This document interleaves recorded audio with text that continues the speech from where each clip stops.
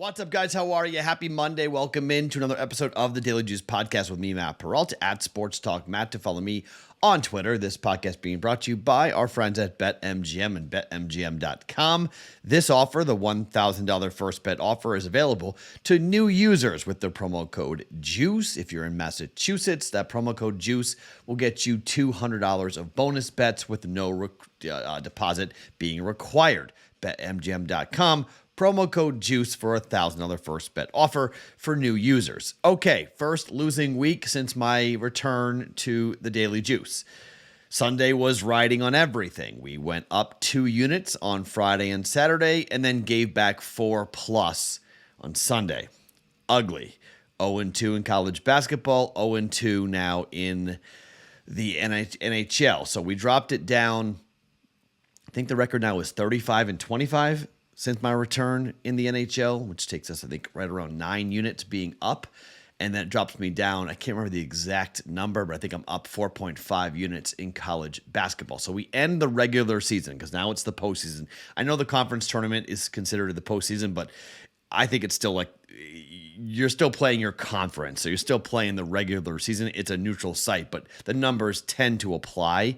So now we're in the postseason. Now we're on brand new courts. Now we are into a totally different environment, travel and cross-conference games and everything else going into the NCAA tournament. So we end the college basketball season, although it was abbreviated, obviously, with my return in February. But we end it basically up 4.5. I think it's 4.5 units or so. So not bad, not great, but not bad. NHL is still going. Gonna tap the brakes a bit on the NHL. Here's what I think is going to happen in the NHL. We need to pick our spots and be pretty selective because we're heading down the home stretch here. We're looking at, 15, 16, 17 games left for most teams in the regular season, and there's going to be a lot of very important games with high intensity and high pressure. Does that lead towards tons of overs? I don't know. I think we're going to start to see some games go under. Like this, the Buffalo Sabres are starting to play a bunch of under games. They're playing tonight. You want to bet over with them? The play would be over, but I don't know. I think we're going to have to start to play some ugly unders with the numbers being against us here in the last month or two of the regular, or 6 weeks of the regular season. So heads up on that. I mean, way wrong on the Wild. I was very concerned about the Coyotes. They were just wide open. They don't play any defense at all. 5-4 win for the Wild. We played under 6. And then Buffalo went under again. And I've been now 0-2, or the Rangers went under, sorry. So I've now been 0-2 because I had the Rangers and the Sabres. That game went under. I had the Rangers and the Penguins. That game went under. And I'm not coming back again with another one. So just a heads up on how I'm going to approach the NHL. I'm going to take a break today, kind of recalibrate a little bit. I only have one bet today, okay? I've got one NBA bet. Yeah, buckle up. I have an NBA bet that I'm going to give you. And then I've got my first 2 NCAA tournament bets. The reason why I'm going to go light here is because tomorrow we'll bet both basketball games. Wednesday, we'll bet both basketball games, maybe an NBA game, maybe an NHL game in there as well. And then we have the dance, and we have a litany of things to bet. And this is where you can do very well or you can get killed. The books are loaded with information. They know what's going on, okay? They know what the public's going to bet. And they're going to shade things like crazy. We're going to have to be selective and pick our spots here, okay? So I have a game on Thursday and a game on Friday that I've already bet. I don't want to give you guys here officially. If you'd like to trail, fade, or follow, up to you. But I got 2 plays I'm going to give you here for the NCAA tournament for games in the first round and an NBA game that I'm going to give you here in just 1 second. But before we do anything else, let's talk about our friends over at Fanimal and what's going on for them. You see the promo code on your screen if you are watching this on YouTube. Live events and buying tickets, it's never fun because the hidden fees suck. Customer service can be terrible, and coordinating with friends can be oftentimes a nightmare. You discover Fanimal, who has tickets to everything: concerts, festivals, football, basketball, baseball, hockey. And here's the hook: there's no fees. The price you see is the price you pay. Fanimal is the cheapest place on the internet to go buy tickets. It's not fun also trying to herd the cats of your friends to get them to pay you. You gotta front the money and try to get reimbursed. If they're out, you get stuck with the bill and or the tickets. Fanimal's patented group purchasing makes it easy to split payments with your friends so no one's left holding the bag. You don't commit until your friends do. Just pick the seats, pick how many tickets you're gonna want, pay for yourself, and then send the link to your friends. When they join your group, everyone gets charged separately and your tickets are then secured. Plus, you can stack cash by inviting your friends. You get $10 every time someone joins. That's great. Next time you need tickets, go to Fanimal.com or download the Fanimal app and use the promo code FanimalJuice for $20 off your first purchase. Check out Fanimal and experience more. Promo code FanimalJuice for $20 off your first purchase. Okay, let's talk about the one game happening tonight in the NBA that I'm taking a look at. Suns, Warriors, game of the night, right? Big, flashy. It should have been the return of Kevin Durant in a Phoenix Suns uniform. Would have been huge, right? Would have been monster. Not happening. Kevin Durant's hurt, and we don't know how long he'll be out. Phoenix can still play with anybody. We know this. Suns can the Warriors can as well. Warriors just went to overtime with the Bucks and beat them. Game went over. Here's the thing. That game went over.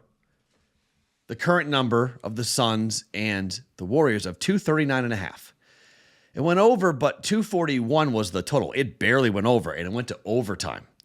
That was the first time in 7 games that a home game over hit for the Warriors. The Warriors are 20-14-1 to the under at home. They are 7-3 to the under over their last 10 overall, and they're 7-3 to the under over their last 10 at home. 6-1, and there was a 6-game stretch there where the Warriors were going under. 5 of those games were at home. They were riding that big time into the game against Milwaukee. Now, Phoenix is 17-16-1 to the over on the road. They're 4-1 overall to the over their last 5. But the last game was 230 between the Suns and the Warriors. It went over by 8. The first game was 226. The second game was 227. The over is 3-0 in these games between the Warriors and the Suns. But now the total is 239.5. So what the books have done is they've just systematically raised the number, and they've gone from 230 to 239.5 without Kevin Durant, with the Warriors playing really well at home, and with the Warriors being an under team at home. I lean Warriors to win the game, but I'm not laying points in the NBA when I come back. Okay, I know laying unders in the NBA is also very scary, but I think this is one team. If the Warriors win, I think this game goes under. I lean laying the points at 4.5. You want something extra, take the Warriors minus 4.5, but it's over 2 possessions. It's a little scary. It's over 2 buckets, I should say. It's technically 2 possessions, a 3 and a 2. But I'm worried about it. I don't know. Suns could win the game. They've won already at Golden State this year without Kevin Durant. They went there and won. That game would have gone under 239.5. It went over, but it would have gone under 239.5. 225 was scored by the Suns, though. So I'm a little scared to go lay points and say the Warriors win, even though the Warriors are tremendous at home with only 7 home losses so far this year. They stink on the road, but they're great at home. Just going to play, I think the Warriors win, and because of that, I'm going to bet the under. 1.1 units down. 239.5. Warriors, Suns. I'm going under Warriors, Suns at 239.5 for 1.1 units. Only bet going here on a Monday. Okay, let's go to Grand Canyon U. I referenced them last night on the pod. Somebody on the Discord channel, and by the way, if you guys aren't in the Discord channel, why not? Someone made an awesome point. Yes, the podcast had a losing week. However, if you were in the Discord channel, bettingpros.com/chat. If you paid attention to the things I was recommending and the things that I was betting, and one person said, look, I played most of the stuff that you told us to play, and I had a winning week. It's fair because, take the Houston game for a second. I knew Purdue was going to win, even though Purdue only won by 2, a scare at the end. So I started betting in-game. I took Memphis plus 3.5. That cashed. I took Houston +8. That should have cashed. It didn't, but I only took it for half a unit. I took Memphis +3.5 for a full unit. That got me out of the 2-leg parlay for Purdue in Houston. Memphis wins the game outright. Should have bet Memphis money line earlier, but I took 3.5. So I got that back for a full unit. So I was flat. So I still lost a half a unit on the game, but I didn't lose a full unit on the game. I was betting in-game with other things throughout the entire week. I had leans, the B's and C's parlay. I mean, I hit so many parlays yesterday that, I gave a lot of it back today, but I hit so much yesterday that was great. So I hit 4 parlays yesterday, all of which I posted in the Discord channel. A lot of you guys were asking me like, hey, could you post your full card? Because I was really hot yesterday going 8-1. No, I couldn't because I was running around today. I was wild. Springing ahead had me all messed up. It was wild with my clocks. So, that's where you guys should be, okay? Especially during the NCAA tournament, you should be in the Discord channel. If you're not in there yet, get in there now. BettingPros.com/chat to join. Let's talk about Grand Canyon, a student section that I'm guessing is going to make the trek to Denver. I mean, this student section is unbelievable. Now, a couple fun things about Grand Canyon U. They're the only Division I for-profit university in the country. What does that mean? Well, they can do things that other schools can't. I was in line getting something for my daughter, and I started talking to two nice young ladies, one from Chicago and one from Houston. And they said the Grand Canyon paid for 1,000 students to come to the game, to the WAC tournament. Huh? I was like, wait, that can't be right. It's anecdotal. It might be wrong. But she told me she got on a plane to fly to the WAC tournament, and the school paid for it because they wanted to have fans there. I don't know how many fans they're bringing to the game against Gonzaga, but my guess is they're going to bring a bunch, and they're bringing a party, okay? They're bringing energy, and they're bringing fun. The total for this game is 157. Yeah, that's high, but Gonzaga can score with anybody in the country. Gonzaga, 25-8, GCU to the over this year. 25-8. Gonzaga, 19-13 to the over. Neutral court, it's in Denver. Spokane, Washington people are showing up. It's going to be the Gonzaga Invitational. But these numbers are dumb. When you start going through what these two offenses are going to have, Grand Canyon runs the 54th most efficient offense in the country, okay, out of the WAC. Defensively, they're not any good, okay, but they can score and they can shoot the rock. They're 63rd effective field goal percentage. They are 23rd in the country, 3-point percentage. 23rd. Guess what Gonzaga sucks at doing? Stopping the three. Gonzaga, 248th in the country, 3-point defense. That's not great, okay? Not good. 2-point percentage, Grand Canyon is okay. They're not great at that. They're not great at hitting their free throws either, but they are okay at rebounding, good enough, but they shoot the rock. They get good shots and they score. This Harrison kid scored 31 points for them. He was phenomenal in the WAC final. Ray Harrison, name to pay attention to. Kid could absolutely score. 30% of the time he's taking shots for the offense. He shoots it at 33% from 3, 50% from 2. He can fill it up. 6'4" guard that Gonzaga is going to put immense pressure on, okay? Somebody else, other players have to hit threes. Look, this number opened up at 16, was bet down to 14, was bet back up to 16. This number's moved around a lot, all right? That's where the total, I'm very curious. Gonzaga has the number 1 most efficient offense in the country up against the 200th or 198th defense for Grand Canyon. Number 2 in effective field goal percentage, 36 for Grand Canyon. That's not horrible, but here's the problem. Grand Canyon doesn't cause turnovers at all, and Grand Canyon cannot rebound to save their lives. 264th in the country for offensive rebound percentage defense on the defensive glass. 31%, that's 97th best. 12th best 3-point percentage in Gonzaga. Second best 2-point percentage for Gonzaga. They block. They're good enough at free throws. They're not great, but they're good enough. Pace of this game is going to be fast. Gonzaga defensively doesn't make you work all that hard. 175th average possession length defensively. Grand Canyon actually is pretty slow. Gonzaga is really fast. Gonzaga's 33rd in average possession length. They want to go. Grand Canyon's going to want to go as well. The only thing that stops this game from going over in my mind is whether or not we see the rims and we see just a neutral court and these teams miss everything, because they're going to jack a ton of shots. Yes, 157 is high, okay? But I just need 70 points out of Grand Canyon, and this game goes over. I may come back here and bet Gonzaga. I may lay the points here. I may be on Gonzaga and the over here, but I got to figure out whether I want to lay 16 or not in the first round of the tournament. I don't know. Probably, but I saw enough of Grand Canyon in just terms of their overall speed and them jacking shots and shooting threes. Gonzaga's not great defensively. Okay, we know that. They're just going to try to outscore people. Zags very well might score 100 on their own. I'm serious. That's not out of the realm for Gonzaga to put 100 up on Grand Canyon. I'll go over first bet. Over 157 for Gonzaga in Grand Canyon. Denver, Friday. That game tipping off at 7:35 Eastern time on True TV. Second bet, Thursday. Iowa and Auburn. Auburn now favored by 1. This number opened up at a pick. Now bumped Auburn -1. Here's the thing. Iowa's 0-4 this year, ATS on neutral site games.